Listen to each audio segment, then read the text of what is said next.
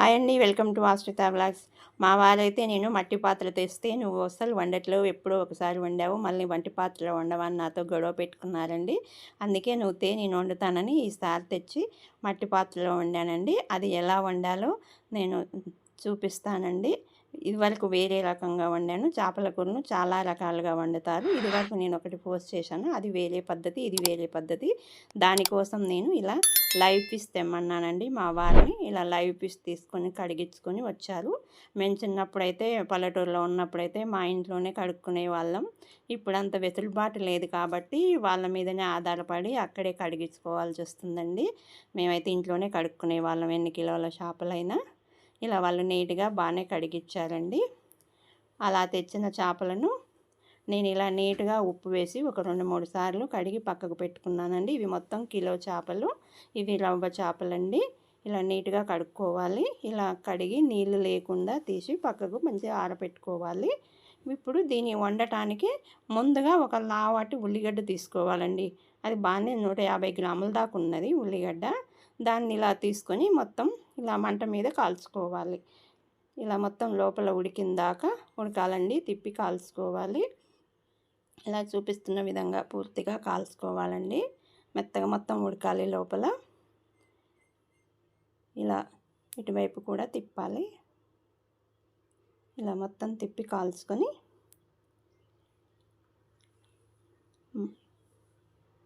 ఇలా పూర్తిగా కాలిపోయింది చూడండి, ఇలా కాల్చుకోవాలి. దీన్ని చల్లారబెట్టుకోవాలండి. ఇప్పుడు స్టవ్ మీద ఒక బాండీ పెట్టుకొని దాంట్లో వీటికి మసాలాలు ఒక 2 స్పూన్ల ధనియాలు, కొంచెం సాజీరా, మెంతులకు డబల్ జీలకర్ర, లవంగాలు, యాలకులు, జాపత్రి, దాల్చిన చెక్క, ఇవన్నీ ఈ కడాయిలో వేసుకొని వేయించుకోవాలండి. దోరగా వేయించుకోవాలి, మాడిపోకుండా.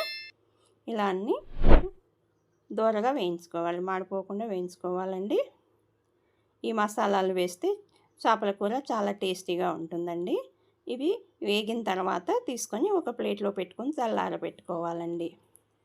ఇప్పుడు ఈ మనం కాల్చిన ఉల్లిగడ్డను ఇలా పై తొడిమ తీసి ముక్కలుగా కట్ చేసుకొని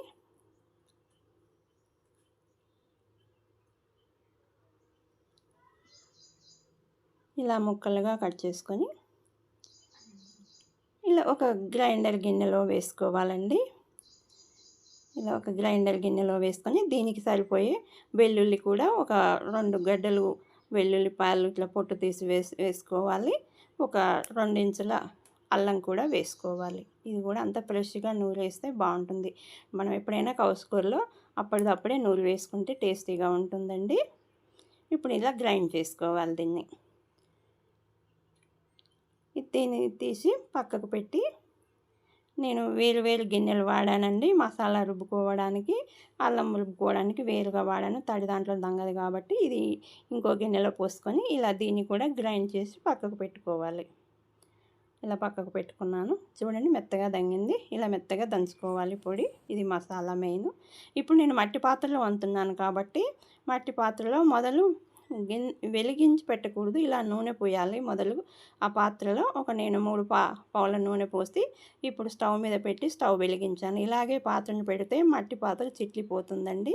అది కొంచెం కాగాక ఒక స్పూనెడు మెంతులు, కొంచెం జీలకర్ర, ఆవాలు ఇవన్నీ వేసుకొని వేగిన తర్వాత ఇప్పుడు మొదలు గ్రైండ్ చేసి పెట్టుకున్నాక ఉల్లిగడ్డ, అల్లం వెల్లుల్లి పేస్ట్ దాన్ని తీసి ఇందులో వేసి బాగా ఫ్రై చేయాలండి, పచ్చి వాసన పోయేలాగా. ఇలా చూపిస్తున్న విధంగా అంతా పోసుకొని ఇలా నెమ్మదిగా తిప్పుతూ మాడిపోకుండా, మట్టి పాత్రలో త్వరగా ఏం మాడిపోదు. మీడియంలో పెట్టుకొని స్టవ్ ఇలా మొత్తం ఉడికించుకోవాలి. ఇది ఉడకటానికి 4-5 నిమిషాలు పడుతుందండి. ఇది ఉడికిన తర్వాత ఒక 2 స్పూన్ల పసుపు వేసుకోవాలి. కిలో చేపలు కాబట్టి కొంచెం పసుపు ఎక్కువ పడుతుంది. ఇలా వేసుకొని అది ఉడికిన తర్వాత నేను 100 గ్రాముల చింతపండు నానబెట్టి రసం తీసుకున్నాను. మన చింతపండు పులుపుని బట్టి అటు ఇటు చూసుకొని వేసుకోవాలండి. ఇలా పులుసు మసిలిన తర్వాత ఇలా మొత్తం బాగా మసలాలండి. ఇప్పుడు కారం వేసుకోవాలి. నేను కారము మామూలు మిరపకాయలు కొన్ని దానికి ఈ కాశ్మీర్ కాయలు కొన్ని కలిపి పట్టించానండి. అదే ఈ కారం. ఇలా కలిపితే టేస్టీగా ఉంటుంది. దీన్ని నేను సపరేట్గా కొట్టించుకుంటాను ఈ కూరలు వండడానికి. అలా 2 కలిపి కొట్టించిన కారం ఒక 2 గరిటెలు వేసానండి. ఇలా వేసి అది కొంచెం బాగా ఉడకాలండి. ఇలా ఉడికి నూనె తేలాలి. చూడండి నూనె ఎలా తేలుతుందో. ఇప్పుడు కొంచెం ఉప్పు వేసుకొని ఒకసారి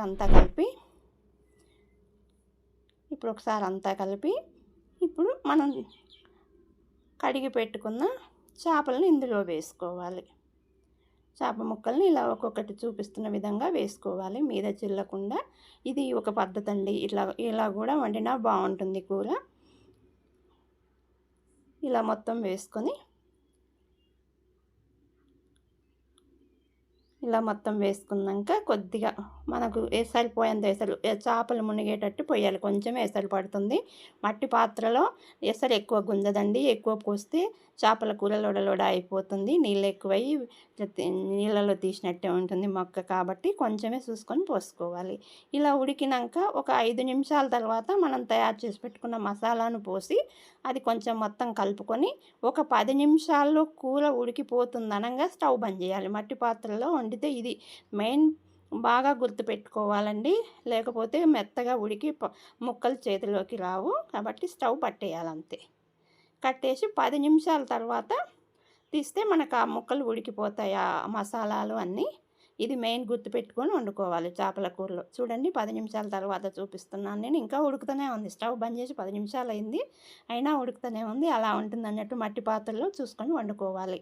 ఇలా చల్లారిన తర్వాత ఒక ప్లేట్లో అన్నం పెట్టుకొని ఇలా మనం వండిన చేపల కూర వేసుకొని తినాలండి. చాలా బాగుంటుంది. మట్టి పాత్రలో వండుకొని వేసుకొని తింటే చాలా బాగుంటుంది. ఇది ఇంకా కట్టెల పొయ్యి మీద వండాలి. వర్షం వస్తుంది కాబట్టి నేను కట్టెల పొయ్యి మీద చూపించలేదు. మరోసారి వండినప్పుడు కంపల్సరీ నేను మట్టి పాత్రలో వండి పెడతానండి. నా ఛానల్ సబ్స్క్రైబ్ చేసుకోండి, లైక్ చేయండి, షేర్ చేయండి. నా వీడియో చూసినందుకు ధన్యవాదములు.